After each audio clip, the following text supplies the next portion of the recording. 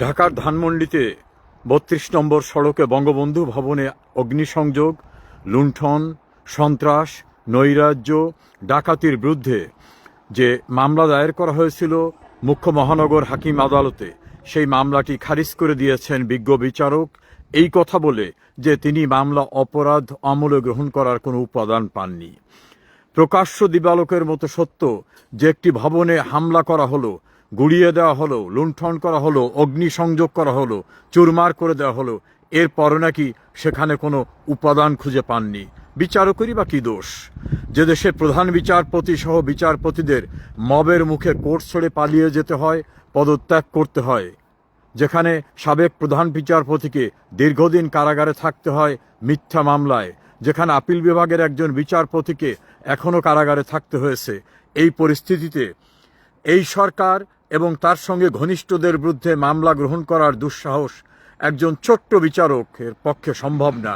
তবে যে মামলাটি দায়ের হলো, এখানেই কিন্তু শেষ নয়, এই কোর্টে কিন্তু শেষ নয়, এর পরবর্তীতে কোর্ট রয়েছে এবং দীর্ঘ ধারাবাহিকতা হবে। নিশ্চয় আপনাদের মনে আছে বঙ্গবন্ধু হত্যাকাণ্ড সংগঠিত হয়েছিল 1975 সনে, এর বিচার প্রক্রিয়া শুরু হয়েছিল 1996 সালে। তার পরবর্তীতে কোর্টে বিভিন্ন পর্যায়ে অতিক্রম করে 36 বছর শেষে বঙ্গবন্ধুর খুনিদের বিচার এবং বিচার রায় কার্যকর হয়েছে। এটা কিন্তু সেই বাংলাদেশ। 71-এর যুদ্ধ অপরাধীদের বিচারের রায় কিন্তু আমরা পেতে বিলম্ব হলে বিচার হয়েছে। বঙ্গবন্ধুর খুনিরা যখন দাম্ভিকতা দেখিয়ে বলতো যে আমরা প্রোটেক্টেড বাই ইনডেমনিটি অর্ডিন্যান্স, কেউ আমাদের কিছু করতে পারবে না, তাদের দাম্ভিকতা চূর্ণ হয়েছে।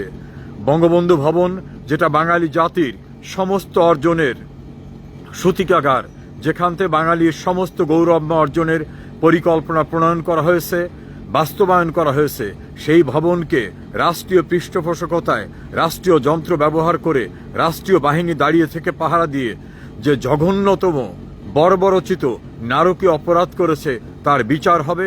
কেউ হতাশ হবেন না, অবশ্যই বিচার হবে।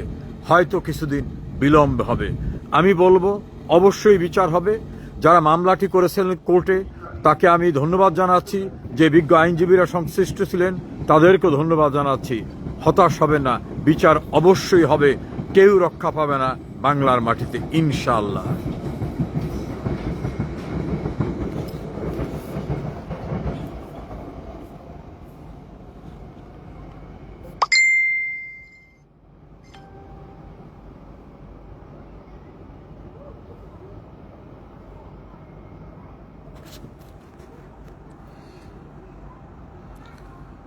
আপনাদের সবাইকে ধন্যবাদ জানাচ্ছি। আমি আরেকটু খবরের অপেক্ষা ছিলাম, সেক্ষেত্রে দেখলাম যে না, এই মামলাটি খারিজ হওয়ার পরবর্তীতে বাদীর সঙ্গে আলোচনা করে পরবর্তী সিদ্ধান্ত গ্রহণ করা হবে, এ ব্যাপারে আইনজীবীদের পক্ষ থেকে জানানো হয়েছে। ম্যাজিস্ট্রেট আদালতে একটা মামলা খারিজ হয়ে গেলে মামলা শেষ হয়ে যায় না, এরপরে বিভিন্ন স্তর রয়েছে। বিজ্ঞ দায়রা জজ আদালত রয়েছে, মহানগর দায়রা জজ আদালত, হাইকোর্ট ডিভিশন, অ্যাপিলেট ডিভিশন। সর্বোপরি এ জাতীয়ভাবে একটি মামলার পরিসমাপ্তি টানা যায় না। ম্যাজিস্ট্রেটকে হয়তো লিখতে বাধ্য করা হয়েছে যে লেখো, তুমি এই মামলা খারিজ করতেছো, মামলা গ্রহণ করার মতো কোনো আলামত তুমি খুঁজে পাচ্ছ না। আলামত অবশ্যই আছে, কে না জানে বঙ্গবন্ধু ভবনে হামলা করা হয়েছে, সন্ত্রাস করা হয়েছে, গুড়িয়ে দেওয়া হয়েছে, বুলডোজার ব্যবহার করা হয়েছে, মালামাল লুণ্ঠন করা হয়েছে। এত বড় সত্য ঘটনার পরও ম্যাজিস্ট্রেট হয়তো বাধ্য হয়েছেন লিখতে যে আমি কোনো আলামত পাইনি। ইনশাআল্লাহ এ ঘটনার বিচার বাংলাদেশে অবশ্যই হবে, অবশ্যই হবে। যেমনভাবে বঙ্গবন্ধুর খুনিদের দাম্ভিকতা চূর্ণ করে বিচার হয়েছিল, যুদ্ধাপরাধীদের বিচার হয়েছিল, আগামীতেও ইনশাআল্লাহ বিচার হবে।